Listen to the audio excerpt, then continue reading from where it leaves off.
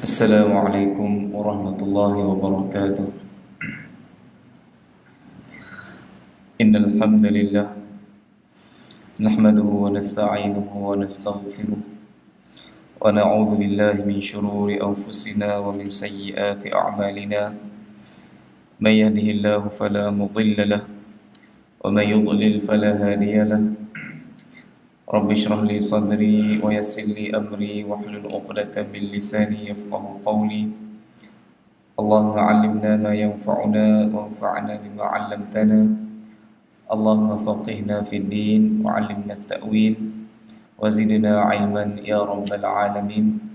Subhanaka la 'ilma lana illa ma 'allamtana innaka antal 'alimul hakim. Wa la hawla wa la quwwata illa billahil 'aliyyil 'azim. Alhamdulillah, syukur kepada Allah Subhanahu wa taala yang masih memberikan kesempatan kepada kita pagi ini berhimpun di rumah Allah, salat subuh berjemaah dan seterusnya berada dalam satu majlis ilmu. Jadi pagi ini kita nak sambung adab yang seterusnya berkenaan adab-adab membaca Al-Quran.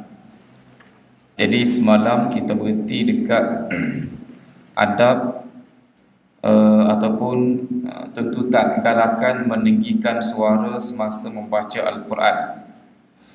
Jadi pagi ini kita nak tengok tajuk yang seterusnya, iaitu pada muka surat 92. Muka surat 92 iaitu sunat mengelokkan suara ketika membaca Al-Quran. Sunat mengelokkan suara ketika membaca Al-Quran. Imam Nawawi menyebutkan seluruh ulama salaf dan khalaf daripada kalangan sahabat dan tabi'in serta ulama di segenap pelosok tempat, imam-imam kaum muslimin bersepakat bahawa sunat mengelokkan suara ketika membaca Al-Quran. Ini tidak ada khilaf. Ini tidak ada khilaf. Kata-kata dan perbuatan mereka berkenaan perkara ini sangat masyhur, maka kami tidak perlu menukilkan apa jua daripadanya. Ini dari segi kata-kata dan ucapan salaf berkenaan tuntutan sunat memperelokkan suara ketika membaca Al-Quran. Imam Nawawi tidak kemukakan di sini, sebagaimana dalam bab-bab yang lain Imam Nawawi banyak sertakan athar, kata-kata dan amalan salafus salih. Manakala dalil-dalilnya yang bersumberkan hadis Rasulullah sallallahu alaihi wasallam juga telah diketahui oleh semua orang. Jadi Imam Nawawi nak mengisyaratkan di sini bahawa ini adalah perkara yang sangat sangat umum, telah tersebar, telah diketahui oleh semua lapisan masyarakat. Seperti hadis Zayyinul Quran bi aswatikum, hiasilah Al-Quran dengan suaramu, riwayat Abu Dawud dan An-Nasai daripada Al-Bara bin Azib. Hiasilah Al-Quran dengan suaramu.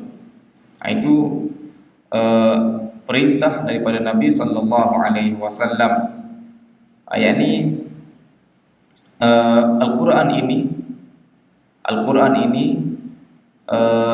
dimuliakan. Salah satu caranya seperti sebelum ini kita bicara berkenaan tajuk memuliakan Al-Quran, berkenaan dengan tajuk memuliakan Al-Quran. Jadi galakan memperelokkan suara ketika membaca Al-Quran ini berkait rapat dengan tajuk memuliakan Al-Quran. Sebab apa? Sebab Al-Quran ini tuntutan ke atas kita ialah dibaca, diperhatikan, diberikan sepenuh tumpuan kepadanya. Jadi benda yang bunyi ni didengar, maka kalau suara tu dalam keadaan yang elok, yang merdu, maka lebih ramai lagi orang memberikan tumpuan terhadapnya. Jadi tuntutan untuk memperhiaskan Al-Quran dengan suara pada masa yang sama untuk menarik manusia kepada Al-Quran, supaya mereka dengar, tertarik hati dan suka untuk pergi lebih dalam lagi. Mula-mula dengar disebabkan tarikan suara pembacanya. Lepas tu mula mempersoalkan apakah kandungan maknanya, ditadabburnya, dan akhir sekali manusia akan dapat manfaat yang paling besar daripada Al-Quran, iaitu hidayah, iaitu hidayah petunjuk dalam kehidupan. Jadi bermula daripada tazyin, bermula daripada suara yang elok saat ni membawa kepada hidayah. Itu tuntutan, itu sebabnya Nabi SAW suruh Al-Quran itu dihiasi dengan suara yang elok. Dan hadis yang seterusnya, laqad utiya hadha mizmaran min mazamir ali Daud. Orang itu, yakni Abdullah bin Qais. Abdullah bin Qais ini nama seorang sahabat, tapi dia lebih terkenal dengan kunyah dia, iaitu Abu Musa Al-Ash'ari. Abu Musa Al-Ash'ari Al-Yamani, orang Yaman. Al-Ash'ari ini terkenal dengan kelebihan suara yang merdu. Jadi Abu Musa Al-Ash'ari ini salah seorang sahabat yang merdu suaranya. Yang merdu suaranya. Dalam hadis yang lepas kita telah baca pada muka surat 90. Nabi kata, inni la'arifu aswata rufqatil asy'ariyyin bil-lail hina yadkhulun wa a'rifu manazilahum min aswatihim bil-Qur'ani bil-lail wa in kuntu lam ara manazilahum hina nazalu bin-nahar. Sesungguhnya aku kenal suara para sahabat al-Asy'ariyyin pada waktu malam ketika mereka masuk ke dalam khaimah, dan aku kenal tempat persinggahan mereka dengan sebab suara mereka membaca Al-Quran pada waktu malam. Jadi dengan suara sahaja Nabi dapat menentukan siapakah orang tersebut. Sebab apa? Sebab Asy'ari ini golongan yang terkenal dengan suara yang indah, suara yang elok. Itu Nabi SAW sebut. Jadi dalam hadis ni Nabi kata, laqad utiya hadha, orang ini, yakni Abu Musa Al-Ash'ari, telah dikurniakan salah satu seruling min mazamiri ali Daud, daripada seruling-seruling milik keluarga Nabi Daud. Apa maksud seruling? Mizmar, yakni suara yang merdu. Suara yang merdu, yang mana di kalangan para nabi, yang terkenal dengan suara yang merdu ni ialah Nabi Daud. Sebab tu Allah Subhanahu wa taala berfirman, wa laqad ataina Daud minna fadla ya jibalu awwibi ma'ahu wat-tayr, wat-tayr. Allah Ta'ala kata, sesungguhnya kami telah kurniakan kepada Daud satu kelebihan, satu kurniaan yang besar daripada kami. Ya jibalu awwibi ma'ahu wat-tayr, wahai bukit, gunung ganang dan burung-burung. Awwibi ma'ahu wat-tayr, bertasbihlah bersama dengan Nabi Daud. Cara dia lah, okey. Cara gunung ada tasbih cara dia, okey. Makhluk-makhluk yang lain ada cara tasbih masing-masing. Cuma kita saja yang tidak memahaminya. Jadi perintah Allah kepada gunung-gunung, burung-burung untuk bertasbih sekali dengan Daud, sebab Allah Subhanahu wa taala suka alunan suara Nabi Daud ketika membaca Zabur, ketika membaca kitab Zabur. Dan hadis, ma adzana Allahu li syai'in ma adzina li nabiyyin hasan as-saut yataghanna bil Qur'an yajharu bih. Tidaklah Allah mendengar. Adzina Allah sini dengan maksud mastama Allah, istima'. Seperti mana dalam Al-Quran Allah Ta'ala sebut wa idza quri'al Qur'an fastami'u lah. Apabila Al-Quran itu dibaca, fastami'u lah, maka hendaklah kamu mendengar dengan sepenuh tumpuan. Jadi azinallah sini maknanya Allah mendengar dengan penuh perhatian kepada sesuatu dengan teliti, berbanding suara yang didengarnya daripada seorang nabi yang bersuara lunak sambil melakukan Al-Quran, dengan nyari, yataghanna bil Quran, hasanis saut yataghanna bil Quran. Dan hadis lallahu ashaddu adhanan ila rajulil hasanis saut bil Quran yajharu bihi min sahibil qainati ila qainati. Sesungguhnya Allah lebih mendengar dengan teliti, yakni redha dan dekat kepada lelaki yang membaca Al-Quran dengan suara yang merdu dan nyaring, berbanding seorang pemilik penyanyi wanita yang suka mendengar nyanyiannya. Jadi Imam Nawawi kata lagi, semua hadis ini telah dikemukakan dalam fasal yang lalu.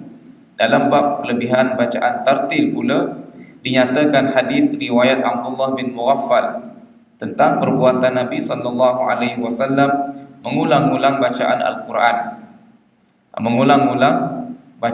Al-Quran. Jadi macam mana sebenarnya kita nak memperelokkan suara ketika membaca Al-Quran? Dalam hadis ini Nabi sebut secara umum dan Nabi perintahkan supaya Al-Quran itu dihias dengan suara. Sebab setiap orang tidak semua mempunyai suara yang merdu secara semula jadi. Ada orang suara dia sangat-sangat sumbang lah kita kata kan. Jadi adakah dia tak dapat beramal dengan perintah Nabi sallallahu alaihi wasallam yang disebutkan dalam hadis ni? Yang disebutkan dalam hadis ni. Kalau kita belajar tajwid, kalau kita berguru dengan guru tajwid yang mahir, dia bagi kaedah mudah kepada kita untuk tazinus saut bil Quran, memperelokkan suara ketika baca Al-Quran. Kaedah mudah. Jadi dia kata husnus saut yakunu bi husnil ada. Suara yang elok terhasil dengan eloknya penyampaian. Jadi eloknya kita membaca Al-Quran. Elok lagu mana? Yakni disebutkan huruf dan dibaca dengan tepat makhrajnya. Hatta yabdu al-Quran wadihan bayyina, sehingga Al-Quran itu ya kita baca setiap ayat tu jelas dan terang. Maknanya kita belajar sebutan huruf dengan betul, kita belajar ilmu tajwid automatik. Kalau kita baca Al-Quran dengan tajwidnya, dengan betul makhrajnya, automatik. Jadi menarik bacaan kita. Jadi sedap dengar, tidak tunggang langgang. Bukannya maksud Nabi sallallahu alaihi wasallam supaya menghiaskan suara ketika membaca Al-Quran, maksud kita tu belajar tarannum. Tidak. Bukan tuntutan untuk belajar tarannum ni. Tarannum nombor satu sekali. Tajwid tak apa. Tunggal langgar pun tak apalah. Tidak. Asas kepada husnus saut ialah belajar tajwid, belajar dengan betul sebutan huruf. Maka dengan sendirinya bacaan kita akan molek. Bacaan yang elok ialah bermula daripada sebutan huruf yang tepat. Cara di mana kita kena dengung, kena caralah hak-hak dari segi tajwid itu. Jadi semua ni sebenarnya kita jangan ingat orang Arab settle masalah ni, selesai masalah ni. Orang Arab selesai masalahnya. Tidak. Walaupun Al-Quran tu bahasa Arab, tapi dia pun kena belajar dengan betul sebutan huruf, dengan betul tajwidnya. Sebab dalam bahasa Arab tak ada tajwid. Ketika mereka bercakap tak ada dengung. Okay. Kalau ada dengung tak tahu bila nak sudah tu. Kalau kecek biasa ni pun muhadatsah ni pun berdengung. Ada ikhfa lah, ada mak panjang-panjang tu, tak tahu bila nak sudah. Jadi orang Arab pun sebenarnya dia kena berusaha. Kalau sesiapa pernah duduk tadarus belajar baca Al-Quran sekali dengan orang Arab, dia akan tahu.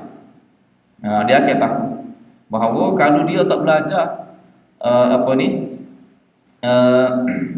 tak belajar tajwid dengan betul, bacaannya jauh lebih teruk daripada kita. Habis dia langgar. Tak ada mak, mak wajib ke, mak jaiz ke, tak ada apa-apa. Dia jadikan Al-Quran ni sebagai muhadatsah, bahasa pertuturan. Jadi teruk sangat bacaannya. Saya sendiri pernah duduk bertadarus dengan orang Arab. Memang kalau tak belajar dengan betul, tak ada tazinus saut ketika baca Quran, tak ada. Tak dapat. Jadi ini bukannya pesanan Nabi kepada bangsa Ajam. Nabi kata zayyinul Quran bi aswatikum, ni bukannya pesanan kepada selain Arab. Ada semua sekali. Maknanya kena belajar tajwid, kena belajar makhraj huruf dengan betul. Dengan sendirinya dengan sendirinya bacaan Al-Quran kita akan jadi comel, akan jadi molek. Lebih lagi peringkat yang lebih lagi selepas tu belajar qiraat dan seumpamanya, itu lebihlah, itu tingkat lebih tinggi. Tapi peringkat asas ni hak tu pun sudah memadai. Nak belajar qiraat kau, nak belajar tarannum kau, itu tu hak tu khusus dah tu. Bidang pengkhususan orang panggil. Bidang pengkhususan. Tidak diwajibkan ke atas kita untuk belajar Al-Quran, untuk baca Al-Quran dengan tarannum sana. Dengan qiraat sab'ah, qiraat asyarah, 10, 7. Tidak. Tapi diwajibkan ke atas kita untuk baca Al-Quran dengan tajwid yang betul, dengan sebutan huruf yang betul. Setelah belajar. Tapi kalau belajar dah pun, setelah bersusah payah tak jadi-jadi juga, tak apalah. Itu maksud tazinus saut. Bukannya nyai pula kita kata ni perintah Nabi suruh belajar tarannum ni. Wajib semua pada kita belajar tarannum, belajar qiraat. Belajar qiraat tidak. Dan satu lagi, seperti yang kita sebut saat ni, matlamat tazinus saut tak boleh lagi daripada tadabbur. Tak boleh lagi daripada tadabbur. Sebab Al-Quran ni bukannya hiburan. Al-Quran ni bukannya hiburan. Bukannya seperti lagu-lagu kita buat konsert dan seumpamanya untuk berhibur sehingga terloncat-loncat, nari-nari orang bila mendengar lagu. Al-Quran walaupun Nabi suruh baca dengan suara yang elok, tapi bacaannya dia ada apa? Apa dia panggil? Bentuk-bentuk bacaannya yang tertentu. Lagu-lagunya yang tertentu. Dia adalah nama-nama dia tu. Dia ada nama-nama dia, orang belajar dia tahulah. Kita tidak ahli dalam bidang tersebut. Tapi tak sesuai untuk lagu Al-Quran ni dilagukan dengan lagu-lagu yang sinonim dengan muzik-muzik yang melalaikan. Saya dua ni akhir-akhir ni ada setengah-setengah pihak dia ada kelebihan, suara dia sedap, suara dia sedap, jadi dia buat challenge, dia panggil challenge, cabar dia, orang cabar dia, ambil satu lirik lagu, baca ayat ni sesuai dengan lirik lagu ni, lagu mana-mana lah, lagu Melayu ni, lagu rock ke lagu apa-apa, baca Quran dengan lirik ni, dia pun buat jadi, mau jadi dia buat, baca pula dengan apa ni lirik ni, jadi, baca pula dengan hak ni, jadi, hak tu dia panggil mai dah, menghina Al-Quran, menghina Al-Quran. Walaupun kita kata ada lagu-lagu boleh baca dengan berlagu, tapi dia ada lagu-lagu yang khusus yang sesuai dengan Al-Quran, yang mana bacaan kita nak suruh memperelokkan suara tu, dia mesti membawa manusia kepada khasyah, khusyuk dan tafahum. Maknanya semakin timbul rasa takut, rasa khusyuk dan rasa nak memahami Al-Quran dengan bacaan yang didengar. Bukannya untuk berhibur, sehingga menari-nari, sehingga melalaikan manusia daripada Al-Quran, sehingga melalaikan manusia daripada Al-Quran. Setengah orang dia suka Al-Quran dari segi dari segi lagu semata-mata. Dari segi lagu semata-mata. Sebab itulah kadang-kadang lepas isyak, biasa lepas isyak ni tak ada kuliah. Kalau ada tempat kita kuliah maghrib, kalau buat kuliah lepas isyak tak ada orang lagi, tak ramai orang yang hadir.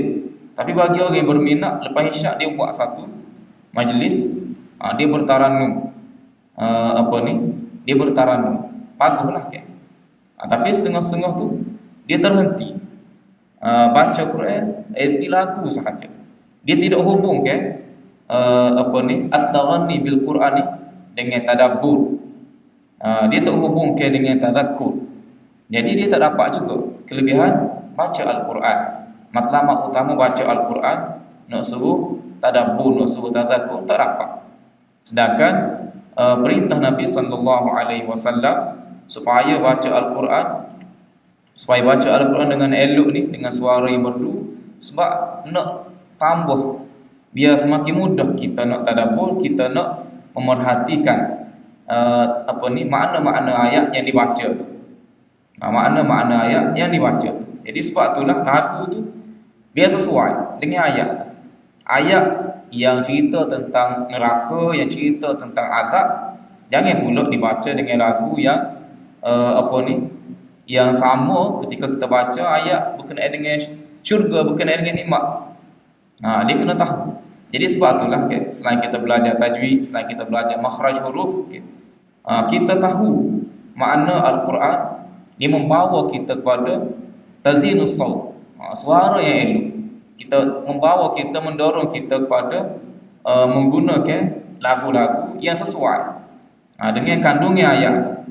Tidak kata tarik semacam ayat dengan ayat pasal neraka pun tarik juga menariklah lagu dia tu. Lagu dia tu sedap dah tapi sekali tengok makna tercengang. Buat apa ni? Ni kecaman terhadap ahli neraka. Kecaman terhadap ahli neraka. Tiba-tiba dibaca dengan lagu yang mendayu-dayu, yang sedap menarik. Tak sesuai. Jadi nak berlagu pun dia kena tengok tempat lah. Dia kena tengok tempat. Jadi sebab tu nak tak nak semakin banyak kita belajar, semakin sempurna pengajian kita, semakin mendalam kefahaman kita terhadap Al-Quran, dia semakin membawa kita kepada taghanni yang betul dalam membaca Al-Quran. Antara dalilnya seperti hadis riwayat Sa'ad bin Abi Waqqas serta riwayat Abu Lubabah radhiyallahu anhuma, Nabi sallallahu alaihi wasallam bersabda, "Man lam yataghanna bil Quran falaysa minna." Sesiapa yang tidak melakukan bacaan Al-Quran, maka dia bukan daripada kalangan kami. Jadi tidak melakukan bacaan Al-Quran ni ada dua makna. Yang pertama tidak memperelokkan suaranya ketika membaca Al-Quran. Maknanya dia tidak berusaha untuk belajar, kita kata belajar tajwid saat ni, belajar sifat huruf dan seumpamanya. Dia baca je dia baca sahaja. Jadi Nabi kata falaisa minna, tidak termasuk di kalangan kami. Bukannya dia tidak beriman, dia termasuk di kalangan orang beriman juga. Cuma perbuatan dia tu tidak menepati, bacaannya itu tidak menepati sunnah Nabi dan salafus salih ketika baca Quran, ketika baca Al-Quran. Sebab kalau dibaca dengan suara yang buruk, jauh sekali dia daripada nak yatalazzaz bil Quran, menikmati Al-Quran tu. Nak suruh baca dengan suara yang elok supaya kita dapat menikmati Al-Quran. Supaya kita dapat menikmati Al-Quran. Nikmat baca Quran ni kemuncaknya, kemuncaknya sehingga keluar air mata tu, sehingga menangis tu, sebab dapat tadabbur, sebab dapat tadzakur, sebab dapat tilik diri kita dengan ayat yang kita baca. Tilik diri kita dengan ayat yang kita baca. Bukan sekadar Allahu Akbar tepuk paha, dengar qari baca dengan suara, dengan lagu-lagu yang merdu, bukan sekadar Allahu Akbar tu saja, itu tu tak apalah juga. Itu satu bentuk reaksi talazzuz kita dengan bacaan Al-Quran. Tapi lebih lagi, lebih lagi Pak Nabi sebut dalam hadis ialah menangis. Menangis sebagai tanda insaf. Menangis tanda insaf. Bukannya tepuk paha, bangun Allahu Akbar dan seumpamanya lah. Itu makna yang pertama. Man lam yataghanna bil Quran. Ini orang yang tidak memperelokkan suaranya dengan ketika baca Al-Quran. Yang kedua, man lam yataghanna bil Quran, yakni man lam yastaghni bihi an ghairi. Ini orang yang tidak berpada, tidak cukup dengan Al-Quran. Yataghanna ay yastaghni. Orang yang tidak cukup dengan Al-Quran, bahkan dicari kitab lain, dicari panduan lain, dicari benda lain sebagai rujukan untuk mendapatkan hidayah. Jadi kalau yang kedua ni jelas. Kalau dengan makna yang kedua, falaisa minna, tidak tergolong di kalangan kami, betul. Betul. Bila orang itu tidak jadikan Al-Quran sebagai rujukan untuk dapat hidayah, maka dengan sendiri dia akan menyeleweng, dia akan rosak, dia akan sesat, tidak akan mengenali tauhid pada Allah, apa itu syirik dan seumpamanya. Ada setengah-setengah golongan yang mendakwa, yang mendedahkan, yang mencipta, kita kata fikrah, naratif. Dia kata Quran ni tak sesuai dengan masyarakat awam, tinggi. Imam Syafi'i bolehlah faham Quran. Kelas-kelas kita ni, level-level kita kapur ni tidak layak, tidak mampu nak memahami ketinggian, kedalaman ayat-ayat Quran. Jadi nak baca kitab ke apa? Nak belajar ke apa? Dia pun ayat kitab-kitab kitab-kitab kuning dan seumpamanya. Orang kita pada belajar ni je, memedai belajar ni je. Jadi bila belajar tu dia pusing, dia tahu sesuai dengan fikrah dia. Jadi sebab tu dia tak akan dapat panduan daripada Al-Quran. Tak ada nikmat tadabbur, tak ada nikmat tadzakur. Banyak keluar daripada lisannya hanyalah benda-benda yang bercanggah dengan ajaran Nabi sallallahu alaihi wasallam. Begitu juga orang yang tenggelam dalam taghanni semata-mata, berlaku semata-mata tanpa tadabbur, tanpa tadzakur. Kadang-kadang kita tengok ramai orang yang dikenali sebagai ahli Quran, orang yang dikenali sebagai ahli Quran, lisannya sentiasa baca Quran, hafiz Quran, tetapi amalnya tidak melambangkan dia tu ahli Quran. Dia tu ahli Quran, masih lagi terpalit dengan perbuatan syirik dan seumpamanya. Padahal dalam Al-Quran itu nombor satu sekali, Allah Subhanahu Wa Taala nak suruh kita elok ialah syirik.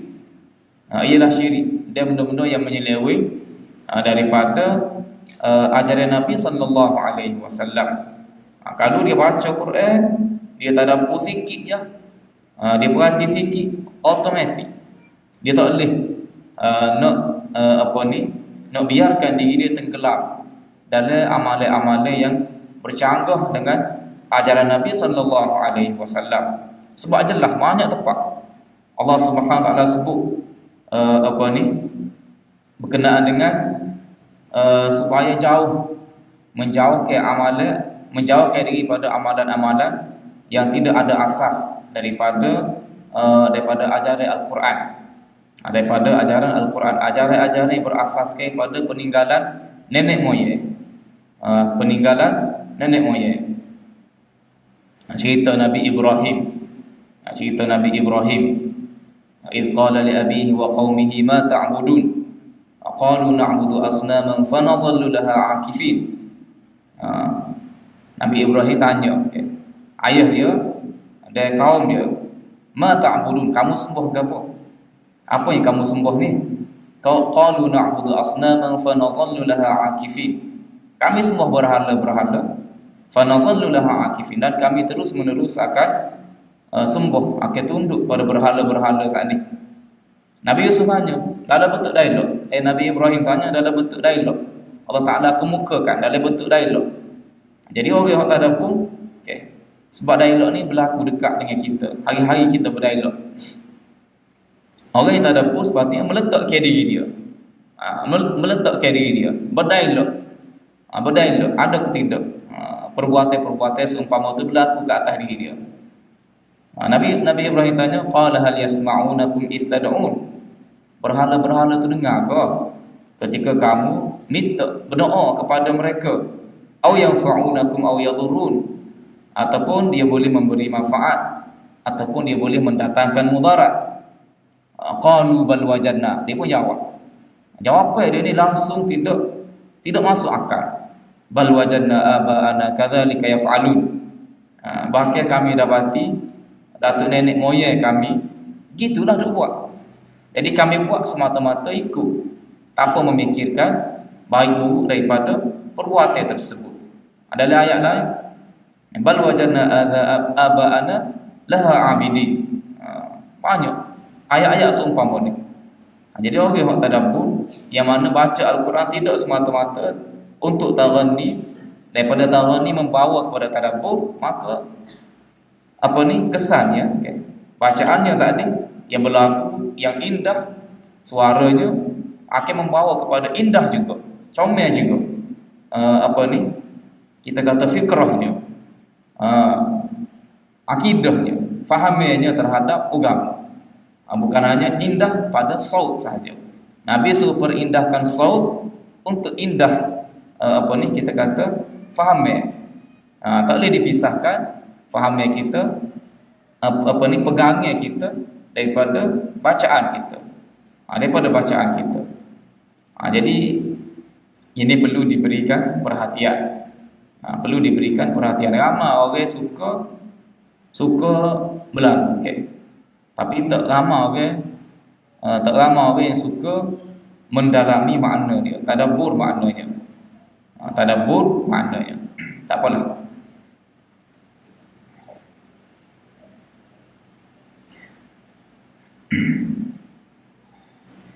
Dalil yang lain lagi ialah hadis riwayat Al-Bara radhiyallahu anhu. Beliau berkata, sami'tu Rasulullah sallallahu alaihi wasallam qara'a fil 'isya' bi wat-tin waz-zaitun fama sami'tu ahadan ahsana sautan minhu.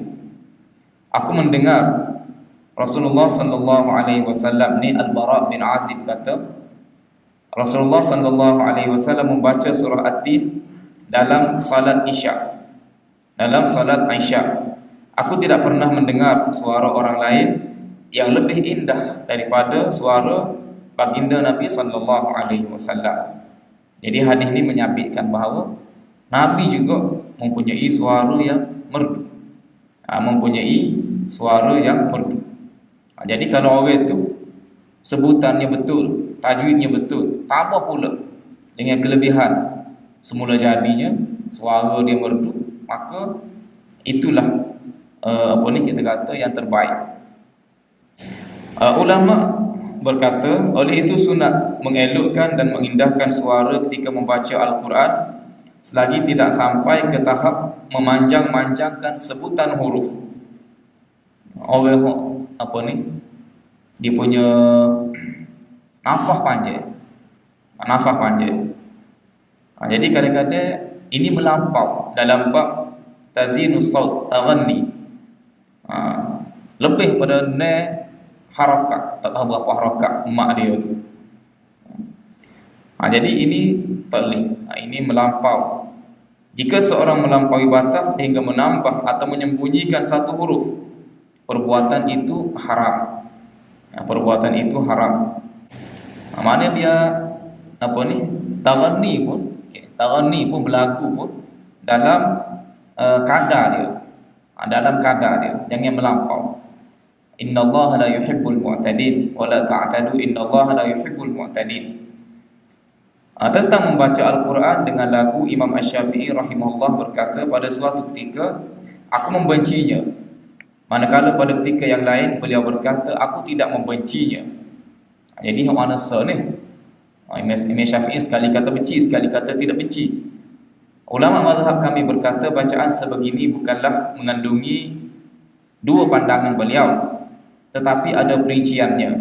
Ini perincian bagi kata-kata Imam Asy-Syafi'i. Jika seorang membaca Al-Quran secara keterlaluan ketika memanjangkan sebutan huruf sehingga dianggap melampaui batas, itulah cara yang dibenci beliau. Ini biasa juga setengah-setengah imam tarawih. Mungkin imam tu baru, kita kata masih peringkat awal, masih baru lagi jadi imam, dia tak tahu lagi level yang sepatutnya dia baca ketika jadi imam tarawih, dan dia pula suka berlagu. Jadi kadang-kadang setengah-setengah tu panjanglah dengar mak dia seumpamanya, sehingga jemu orang belakang. Dah lah baca itu banyak dah dalam tarawih. Sebagai contoh khatam 30 juzuk sebulan. Jadi setiap malam itu baca 1 juzuk lebih. 1 juzuk lebih. Kena imam melengguk-lengguk ni bacaannya. Letih kita makmum di belakang ni. Jika dia tidak melampaui batas, cara ini tidak dibencinya. Maknanya Imam Syafi'i kata benci itu benci yang melampau. Jika bacaannya, taghanni dia tu dalam kadarnya, maka itu tidak dibenci, bahkan itu disukai.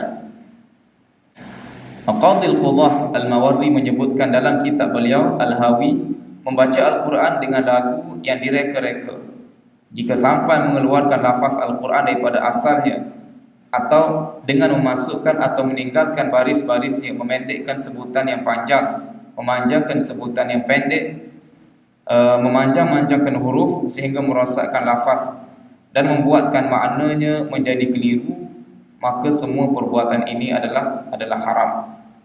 Pembaca Al-Quran sedemikian menjadi fasik, dan orang yang mendengarnya mendapat dosa kerana dia mengubahnya daripada kedudukan yang lurus menjadi bengkok. Sedangkan Allah Ta'ala berfirman, Qur'anan Arabiyyan ghaira dhi iwaj. Al-Quran yang berbahasa Arab yang tidak mengandungi sebarang bengkok, ghaira dhi iwaj, tidak mengandungi sebarang keterangan yang terpesong.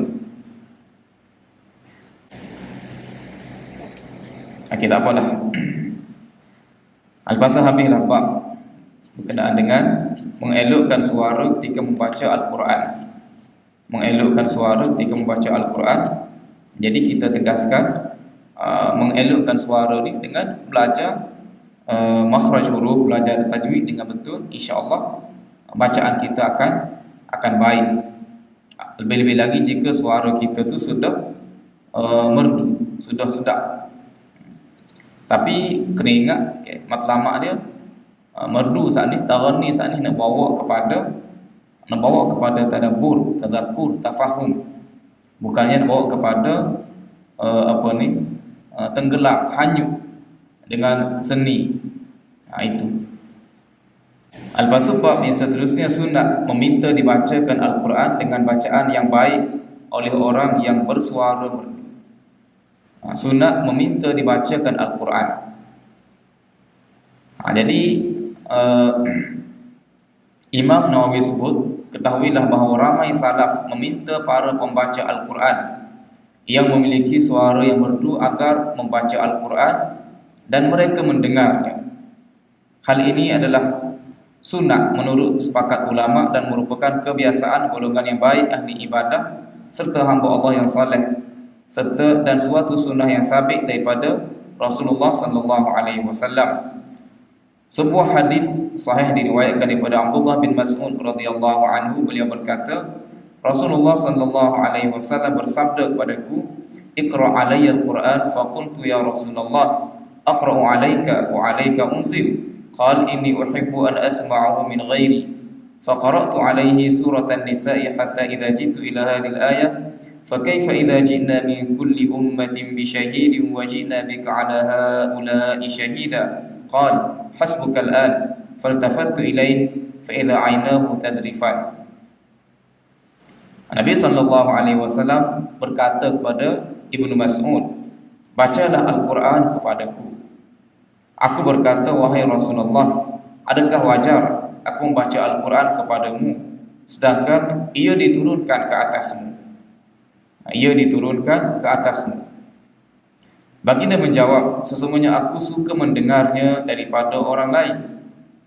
Kemudian aku membaca surah An-Nisa kepada baginda sehingga sampai ke ayat ini, yakni fa kaifa idza ji'na, maka bagaimanakah keadaan orang kafir nanti jika kami mendatangkan seorang saksi, yakni Rasul, daripada setiap umat, dan kami mendatangkan engkau, yakni Muhammad, sebagai saksi ke atas mereka, sebagai saksi ke atas mereka. Jadi ini keadaan di akhirat kelak. Keadaan di akhirat kelak.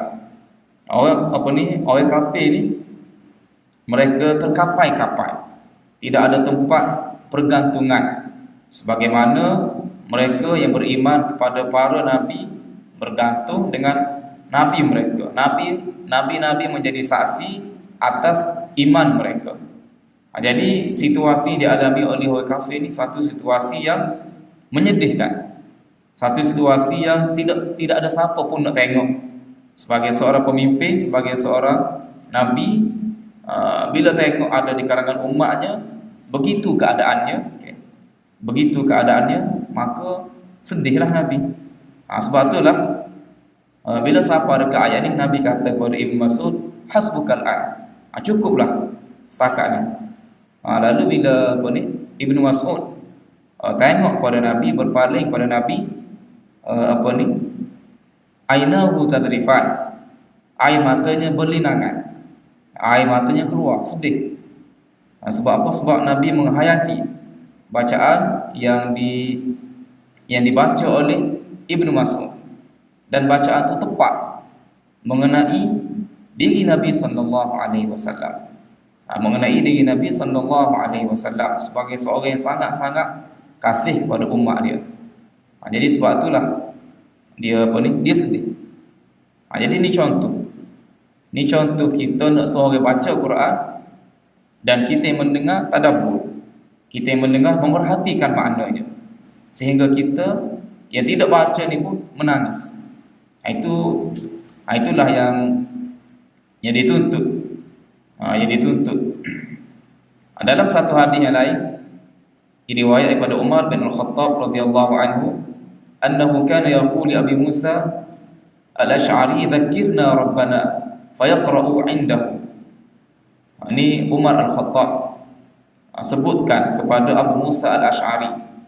Abu Musa Al-Asy'ari seorang sahabat yang diakui oleh Nabi sallallahu alaihi wasallam sendiri mempunyai suara yang lunak. Dia kata, Umar kata, "Ingatkanlah kami kepada Tuhan kami." Maknanya suara yang lunak ni suara yang lunak ni dia sepatutnya mengajak manusia kepada zikrullah, ingat pada Allah. Fayaqra' indah. Kemudian Abu Musa membaca Al-Quran di sisi beliau. Di sisi beliau. Sebab itulah bila kita ini dalam keadaan luar sembahyang, dalam keadaan luar sembahyang, bila kita diminta Jika kita suara yang lunak, suara merdu, jadi bacalah. Okay, jangan letak harga pula. Jangan letak harga pula, jangan pula kita sukarkan. Kita sukarkan setengah-setengah orang yang orang panggil pempengaruh. Dia terkena disebabkan Al-Quran. Dia terkena mengajarkan Al-Quran dalam media sosial dan seumpamanya. Jadi dia nak jaga dia punya apa? Dia punya standard tu, okay. Dia tak akan buat seumpama ni setengah-setengah. Bila kita minta jadi imam ke apa, macam-macam alasan dikemukakan. Sedangkan kita bukannya nak kita nak zikrullah. Kita nak zikrullah. Jadi kalau kita ada suara yang lunak, permudahkanlah. Kita kena sepatutnya bergembira bila orang minta kita baca Quran. Sebab apa? Melalui bacaan kita, orang lain jadi bertambah takwa dia, takut pada Allah Subhanahu Wa Taala. Boleh tadabbur. Boleh tadabbur. Sebab orang yang tidak ada suara yang lunak, bacaan Al-Qurannya memelah. Okay. Tidak sama dengan orang yang ada suara yang lunak. Jadi kita kena permudahkan. Percuma saja. Tidak kena bayar apa semua, kan? Bukannya artis ni. Artis memelah dia kena bayar barulah dia menyanyi dan seumpamanya. Ini tidak sebab saham kita, pahala kita membuat orang ingat pada Allah, sepatutnya menggembirakan kita. Itu nilai yang kita nak. Orang yang ada suara yang lunak boleh baca Quran dengan baik, itulah nilai yang kita nak cari. Bukannya semata-mata duit dan seumpamanya. Itu. Lepas tu bab seterusnya galakan memulakan bacaan dari permulaan ayat jika memulakan bacaan dari tengah atau akhir surah. Ini kita kena sambung kemudian. Wa akhiru da'wana alhamdulillahi rabbil alamin.